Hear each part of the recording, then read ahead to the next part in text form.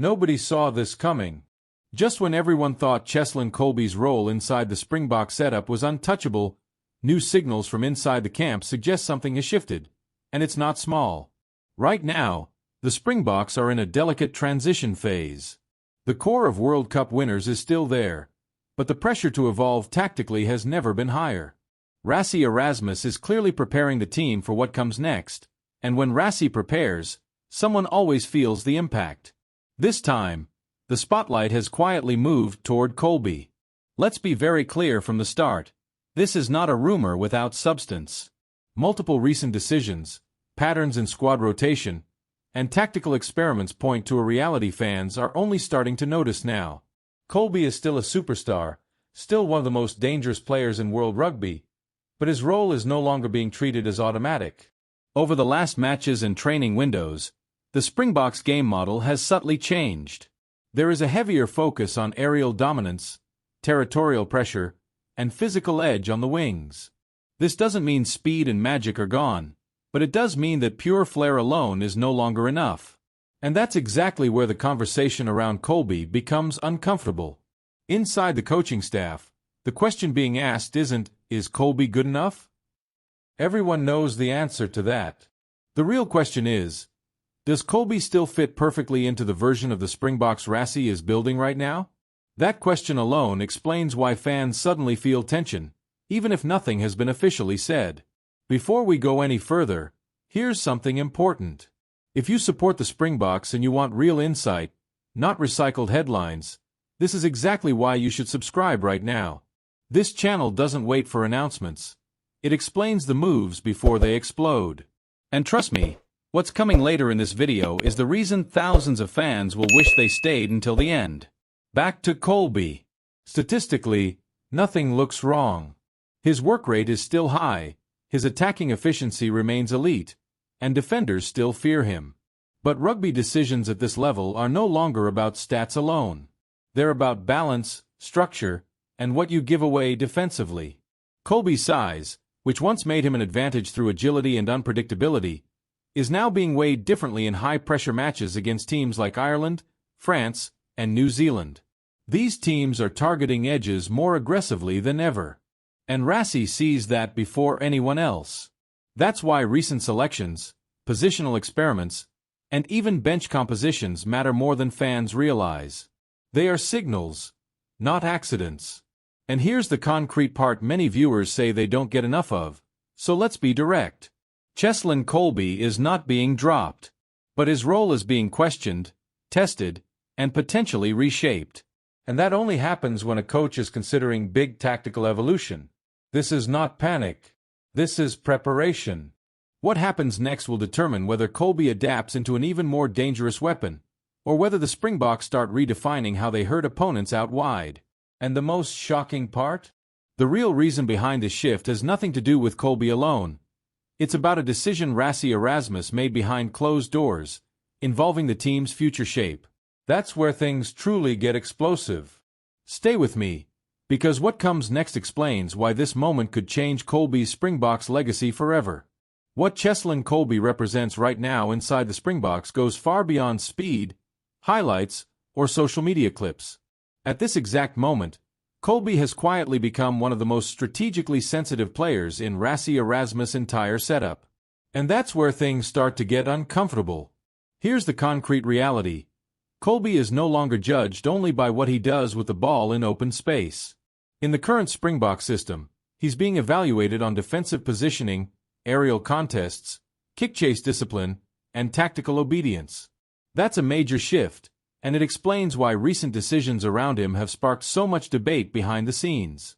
Several analysts close to the Springbok environment have pointed out something very specific. Kolbe's role is being subtly redefined.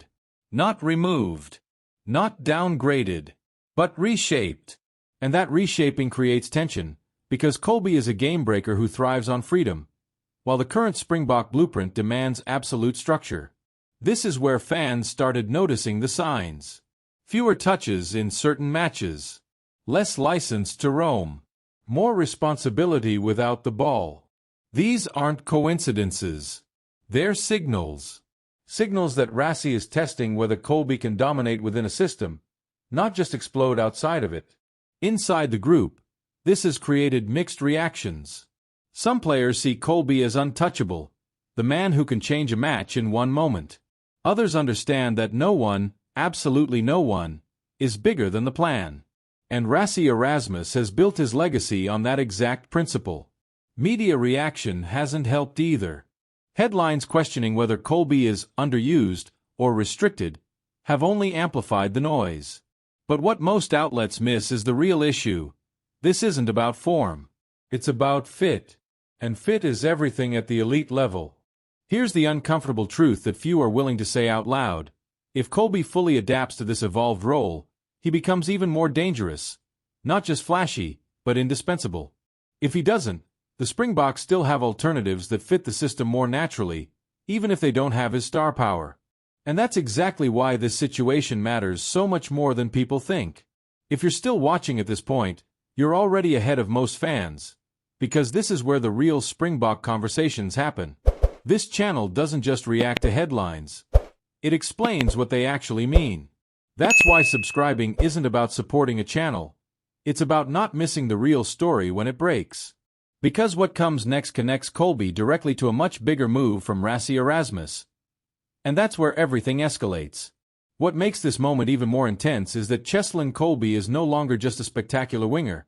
He has quietly become one of the most strategic pieces in Rassi Erasmus' evolving plan. And this is where things get uncomfortable for a lot of people inside South African rugby. In recent months, Kolbe hasn't been discussed only for his speed or footwork, but for where and how he's being used. Subtle positional shifts, different training roles, tactical conversations that usually involve senior leaders only. These are not coincidences. They are signals. Sources close to the camp suggest that Rassi is testing a version of the Springboks that relies less on predictable structures and more on instinctive chaos, and Kolbe is at the center of that idea. His ability to create something out of nothing is being treated as a weapon, not a luxury. That changes everything. But here's the concrete part fans have been asking for. This approach forces sacrifices.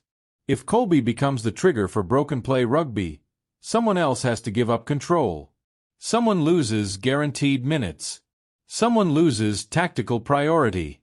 And that's where tension starts to grow behind closed doors. Not everyone benefits from a Kolbe-centered system. Some players thrive in structure. Others need repetition and set patterns. Kolbe breaks those patterns. And when a coach like Rassi leans into that, it sends a very clear internal message. Adaptability is no longer optional. Media insiders have already picked up on this shift. Analysts are divided. Some believe this is genius, a way to stay ahead of Ireland, France, and the All Blacks. Others think it's a dangerous gamble that could destabilize the balance that won 2 World Cups. And the players, they're watching closely. Because when a coach starts building ideas around one player's unpredictability, it changes hierarchies without ever making an announcement. Before we go any further, this is exactly why you should subscribe now, not later. This channel doesn't just repeat headlines. We connect the dots others ignore. If you want to understand what's really happening inside the Springboks before it explodes publicly, you're in the right place. Now here's the question that's dividing fans right now, and I want you to answer it honestly in the comments. Is Rassi Erasmus making the Springboks more dangerous? Or is he risking too much by reshaping the system around Cheslin Kolbe? Because what comes next could redefine roles, careers, and the future identity of South African rugby. And the next part of this story? That's where things get truly uncomfortable. What makes this moment even more dangerous for Cheslin Kolbe is that the pressure is no longer theoretical. It's real, visible, and already unfolding behind the scenes. For the first time in years, Kolbe is not just competing for a spot. He's competing against a shift in philosophy. And that's far more threatening than any single player. Inside the Springbok setup, the conversation has quietly changed. It's no longer just about individual brilliance or highlight moments. The focus has turned towards system dominance, defensive stability, aerial control, and physical presence on the edges. That doesn't mean Kolbe isn't valued, but it does mean his margin for error has disappeared. One missed tackle. One poor positioning decision. One game where he doesn't touch the ball enough. And suddenly, questions start multiplying. What's alarming is that alternatives are no longer projects. They are match-ready.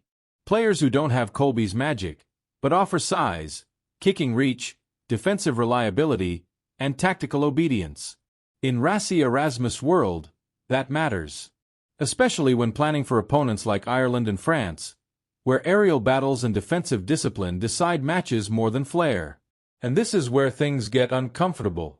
Kolbe's greatest strength, his freedom, is also his greatest risk in this new phase. When he plays instinctively, he creates miracles. But when the system demands strict structure, positional discipline, and conservative decision-making, that same freedom can look like vulnerability. Rassie knows this. The coaching staff knows this. And Kolbe knows this too. That's why recent internal sessions have reportedly been different. More scrutiny. More video reviews. More emphasis on what happens without the ball. This isn't coincidence. It's a message. At the same time, Kolbe remains one of the most marketable and emotionally powerful players in South African rugby. Dropping him outright would be seismic. So instead, pressure is applied subtly. Reduced tactical priority. Fewer design touches. More responsibility defensively. It's not punishment. It's a test. And here's the critical part most fans are missing. This isn't about replacing Kolbe. It's about reshaping him. Rassie has done this before. With veterans. With legends. With players who thought their status protected them. No one is immune. That's why this moment matters more than any team announcement. Because what happens next will reveal whether Kolbe adapts, or whether the Springboks move on without building around him. If you're still watching right now, this is exactly why you should subscribe, because this channel doesn't stop at surface-level headlines. We connect the dots others avoid, and what's coming next will explain why this decision could define the Springboks' entire backline for years. And now comes the most uncomfortable question of all, the one nobody inside SA Rugby wants to say out loud. What if Rassie is already preparing for a Springboks future where Kolbe is no longer the centerpiece? That's where everything truly changes.